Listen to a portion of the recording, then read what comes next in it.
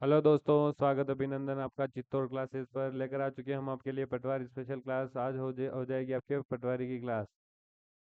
पटवारी की क्लास रहने वाली है आपके आज, जो कि पॉलिटी। इसमें आज का सब्जेक्ट हम लेने वाले हैं पॉलिटी की क्लास। आपके पटवार जेल भर्ती परीक्षा सब में आपके लिए इंपॉर्टेंट रोल निभाने वाली है। तो इसमें देखिए आपको टॉपिक वाइज पाठ्यक्रम पूरा करवाया जाएगा। सबसे पहले हम बात करते हैं, चलो स्टार्ट करते हैं पटवारी की, क्योंकि बातचीत करने से ज़्यादा अब आपके पास टाइम नहीं है। तो बढ़ते हैं पहले क्वेश्चन की ओर। यहाँ पर पहला ऑप्शन दे रखा है आपके, पहला प्रश्न, राज्य लोक सेवा आयोग यानी आरपीएससी है, संवैधानिक निकाय है, गैर संवैधानिक निकाय है, ए और बी दोनों है, या इनमें से कोई नहीं। तो यहाँ पर आपके ऑप्शन नंबर ए बिल्कुल राइट आंसर हो जाएगा, संवैधानिक निकाय, यानी इसका संविधान में बकायदा उल्लेख है। नेक्स्ट क्वेश्चन की ओर बढ़ते हैं हम। आरपीएससी की स्थापना कब हुई है? आरपीएससी की स्थापना यानी राजस्थान लोक सेवा परिषद की स्थापना कब की गई है? तो 19 दिसंबर 1948, 15 सितंबर 1948, 20 अगस्त 1949, या 14 अगस्त 1857। तो यहाँ पर ऑप्शन नंबर आपके सी बिल्कुल राइट आंसर हो जाएगा, 20 अगस्त 1949 को आरपीएससी की स्थापना हुई है। नेक्स्ट क्वेश्चन की ओर बढ़ते हैं। स्वीडन में अम्बुड्समैन पद का समकक्ष पद राजस्थान में है, मुख्यमंत्री, राज्यपाल, लोकायुक्त या तहसीलदार।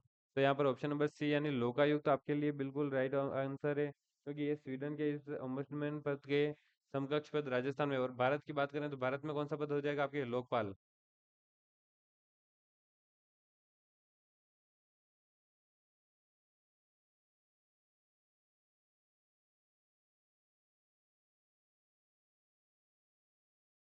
लोकपाल इसके लिए भारत में ये लोकायुक्त का समकक्ष पद हो जाएगा राजस्थान में, सॉरी भारत में, और राजस्थान में हो जाएगा आपके लोकायुक्त।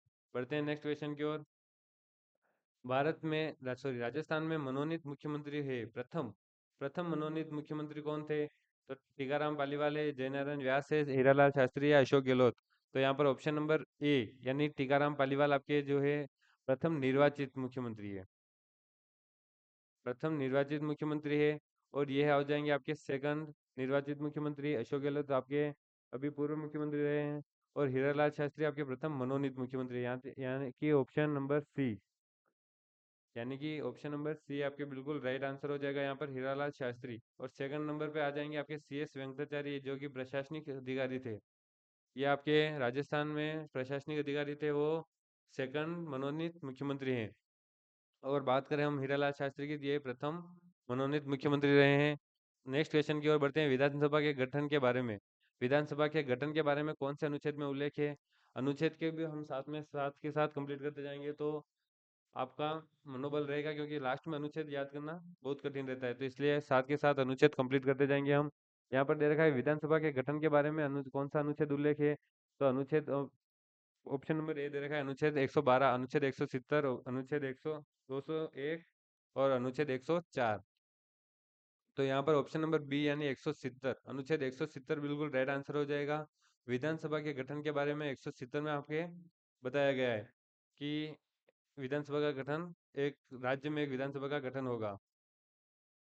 नेक्स्ट क्वेश्चन की ओर बढ़ते हैं, अनुच्छेद 110 में किसका उल्लेख है? अनुच्छेद 110 में किसका उल्लेख किया गया है?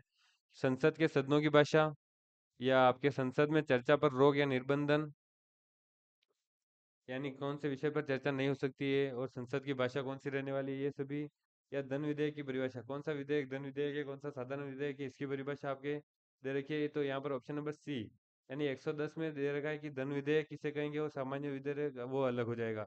तो 110 में उल्लेख किसका है? धन विधेयक। बिल्कुल इंपॉर्टेंट क्वेश्चन है ये आपके लिए, रामबाण प्रश्न साबित होने वाला है, इसको इंपॉर्टेंट कर लीजिएगा। नेक्स्ट क्वेश्चन की ओर बढ़ते हैं हम।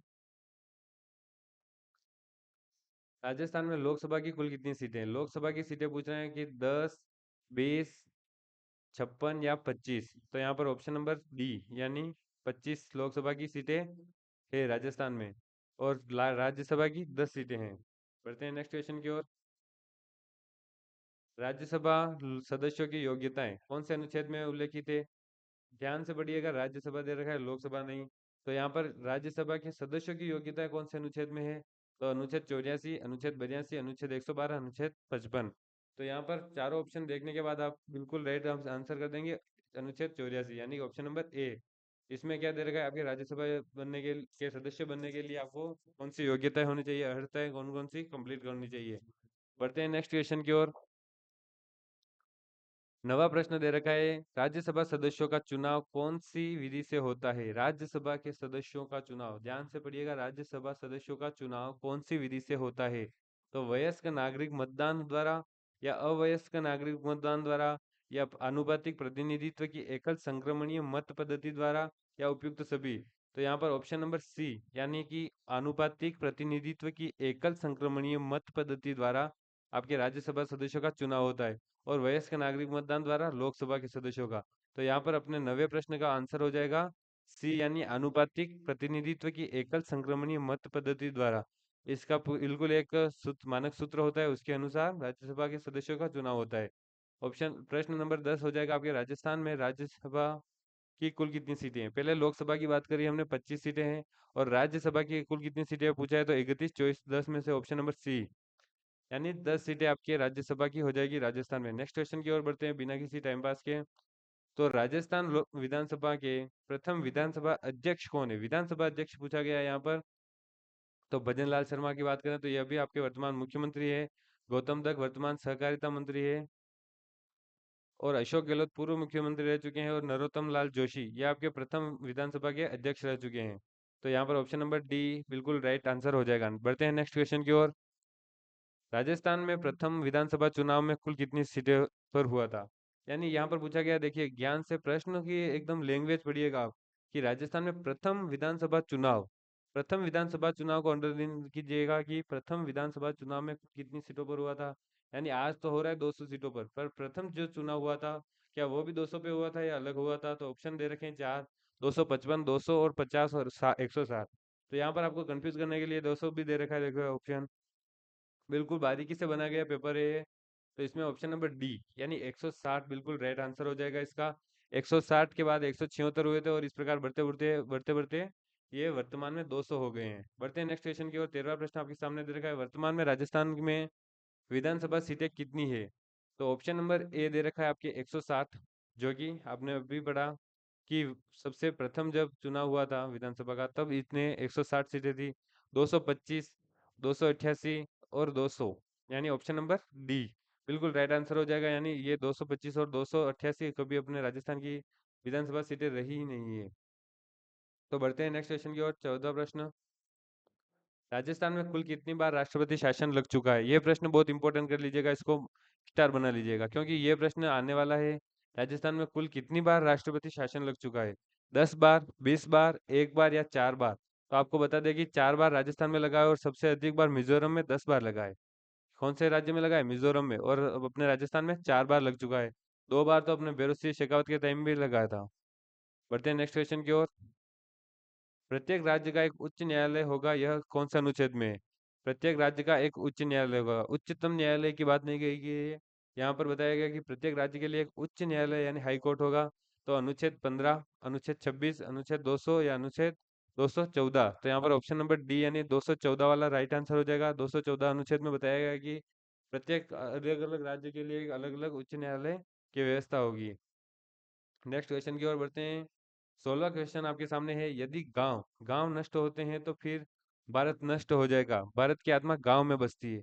बिल्कुल ये ग्राम पंचायत के बारे में बताया गया है, क्योंकि ग्राम पंचायत और पंचायती राज जो व्यवस्था बताई गई है उसको यहाँ पर इशारा उसके सामने करते हुए बताया गया है कि गांव नष्ट होते हैं तो भारत नष्ट होगा, और भारत की जो आत्मा है वो गांवों में ही बसती है। तो यह कथन किसका है?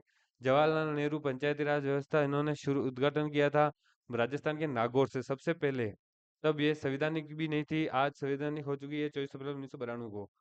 संविधान में इसका आपको दर्शाया गया है, और ये अब संवैधानिक है। तो इसका आंसर हो जाएगा Mahatma Gandhi, option number B, यानी महात्मा गांधी ने कहा कि यदि गांव नष्ट होते हैं तो भारत नष्ट हो जाएगा, और भारत की आत्मा गांवों में बसती है। बढ़ते हैं नेक्स्ट क्वेश्चन की ओर। 17वां प्रश्न आपके सामने ये रहा, पंचायती राज दिवस कब मनाया जाता है? पंचायती राज दिवस कब मनाया जाता है? तो ऑप्शन नंबर ए है 26 जनवरी, ऑप्शन नंबर बी है 15 अगस्त, ऑप्शन नंबर सी है 24 अप्रैल, और ऑप्शन नंबर डी है 25 दिसंबर। तो यहाँ पर आपको बताएंगे कि 26 जनवरी को क्या हुआ था? गणतंत्र दिवस। और 15 अगस्त स्वतंत्रता दिवस, और क्रिसमस डे 25 दिसंबर, और 24 अप्रैल को आपका हो जाएगा पंचायती राज दिवस। पंचायती राज दिवस अभी हमने आपको बताया कि 24 अप्रैल 1992 को आपको पंचायती राज व्यवस्था को संवैधानिक कर दिया गया था।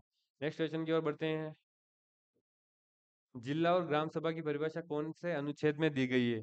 यानी आपको बताया गया है कि एक अनुच्छेद में बताया गया है कि जिला होगा, ऐसा इस प्रकार से इसकी एक परिभाषा होगी। ग्राम सभा होगी, इसकी परिभाषा ऐसे होगी। यानी इसके अनुसार ही ग्राम सभा और जिला होगा। तो कौन से अनुच्छेद में बताया गया है? अनुच्छेद 243, 212, 203 या 234। तो यहाँ पर ऑप्शन नंबर ए, बिना किसी रुकावट के ऑप्शन नंबर ए को बिल्कुल राइट कर दीजिएगा, क्योंकि 243 में बताया गया है कि जिला क्या होता है, ग्राम सभा क्या होती है, और आपके पंचायती राज व्यवस्था इसके इर्द गिर्द ही घूमती है। नेक्स्ट क्वेश्चन बढ़ते हैं। 19वां प्रश्न आपके सामने है, पंचायत का प्रशासनिक मुखिया, देखिए लैंग्वेज पहचानिएगा, प्रशासनिक मुखिया कौन होता है? अगर यहाँ पर आता कि ग्राम पंचायत का मुखिया कौन होता है, तो वो सरपंच होता है, ऑप्शन नंबर ए राइट। पर यहाँ पर पूछा गया है कि पंचायत का प्रशासनिक मुखिया कौन होता है, तो ऑप्शन देखेंगे सरपंच, ग्राम विकास अधिकारी, प्रधान और मुख्यमंत्री। तो यहाँ पर ऑप्शन नंबर बी यानी ग्राम विकास अधिकारी, VDO, ये बिल्कुल यहाँ पर राइट आंसर हो जाएगा, क्योंकि सरपंच, प्रधान और मुख्यमंत्री ये तीनों चुनाव से चुने जाते हैं, और ग्राम विकास अधिकारी एक प्रशासनिक अधिकारी होता है, और यही पंचायत का प्रशासनिक मुखिया भी होता है। तो यहाँ पर ऑप्शन नंबर बी बिल्कुल राइट आंसर हो जाएगा। नेक्स्ट क्वेश्चन की ओर बढ़ते हैं। 20वां प्रश्न आपके सामने है, पैसा अधिनियम कौन सी समिति की सिफारिश पर लागू किया गया? पैसा अधिनियम यानी PESA अधिनियम कौन सी समिति की सिफारिश पर लागू किया गया? तो इसके लिए हो जाएगा आपके प्रोफेसर यशपाल समिति, कोठारी आयोग समिति, दिलीप सिंह भुरिया समिति और उपयुक्त सभी। तो यहाँ पर ऑप्शन नंबर सी यानी दिलीप सिंह भुरिया समिति को बिल्कुल राइट आंसर कर देंगे कि इनकी सिफारिश पर ही अपने पैसा अधिनियम लागू किया गया। तो इसी तरह आप आज की हमारी पॉलिटी की क्लास को पूरी हुई, और आप नेक्स्ट क्लास कौन सी बनना चाहते हैं उसके लिए कमेंट कीजिएगा, कौन से सब्जेक्ट की क्लास लेना चाहते हैं। तो देखते हैं आगे, नेक्स्ट क्लास के लिए आप तैयार रहिएगा और जुड़ जाइए चित्तौड़ क्लासेस के साथ। पटवार स्पेशल क्लासेस हैं, बैच ले लीजिएगा। जीरो टू हीरो सीरीज है ये, और इस सीरीज में बढ़ जाएंगे हम, क्योंकि जीरो से हीरो यानी बेसिक से बेसिक नॉलेज से हम एडवांटेज तक जाएंगे। तो बने रहिए, साथ में जुड़े रहिए। जय हिंद, जय भारत।